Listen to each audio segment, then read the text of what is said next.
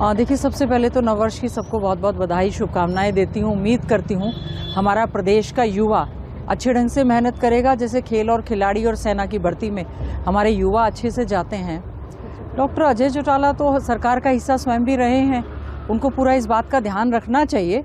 हमारा जो देश है बहुत बड़ा एक लोकतंत्र है, संविधान के तहत सभी चीज़ें यहाँ पर चलती हैं। हम उम्मीद करेंगे, चाहे वो केंद्र की सरकार हो चाहे राज्य की सरकार हो, हमारे युवाओं पर विशेष तौर से ध्यान देने का काम करे। जो आज युवा हमारा नशे की चपेट में आ चुका है, तो ये राजनीतिक मुद्दा नहीं, सामाजिक मुद्दा भी है। हम लोगों को मिलकर उनको उस चीज़ से बाहर करना चाहिए, क्योंकि बेरोजगारी में नंबर 1 हमारा हरियाणा आज हो चुका है और ड्रग्स की वजह से, बेरोजगारी की वजह से क्राइम लगातार बढ़ता जा रहा है। ये एनसीआरबी के आंकड़े बताते हैं। मैं समझती हूँ सरकार को जिम्मेवारी लेते हुए युवाओं को, चाहे उनके स्वरोजगार के लिए या सरकारी नौकरी के लिए, उनको संसाधन देने चाहिए। क्योंकि हमारा प्रदेश का युवा जो है, आपने देखा होगा, डंकी के माध्यम से इलीगल तरीके से दूसरे देशों में जा रहा है, क्योंकि यहाँ पर उनको रोजगार मिल नहीं रहे हैं। अगर कोई भर्ती हो भी रही है तो एचकेआरएम की या कच्ची भर्ती हो रही है। तो मेरा तो कहना यह है कि सरकार को इसका संज्ञान लेना भी चाहिए। और मैं नहीं समझती कि इस तरह से, हाँ, हमारे युवाओं को अपने हकों की लड़ाई के लिए सड़कों पर ज़रूर उतरना चाहिए।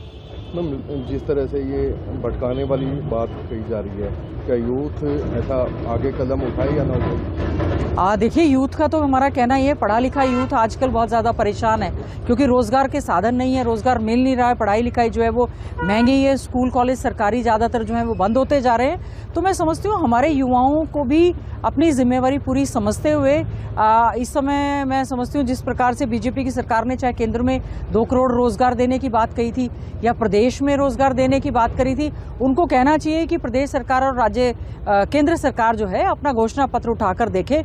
और इस तरह से देखिए, लोकतंत्र में प्रेशर ग्रुप तो होते ही हैं, राजनीतिक दल भी होते हैं, उसके साथ साथ प्रेशर ग्रुप होते हैं। बिल्कुल इस तरह का प्रेशर करना चाहिए कि धर्म जाति बिरादरी के नाम का जहर घोलने की बजाय, मैं मंदिरों के खिलाफ नहीं हूँ, अच्छी बात है, मंदिर बनाएं, लेकिन शिक्षा के मंदिरों की और भी पूरी तरह से ध्यान दिया जाना चाहिए। और युवाओं की इस लड़ाई में हम बिल्कुल मजबूती के साथ युवाओं के साथ खड़े हैं। और आने वाला जो हमारा विधानसभा का सत्र होगा, बजट सत्र होगा, उसमें भी हमने इस बार भी, अगर आपने देखा होगा, शीतकालीन सत्र में इस बात को हमने उठाने का काम किया था कि आज हमारा युवा जो है उनके हकों पर डाका सरकार मारने का काम कर रही है।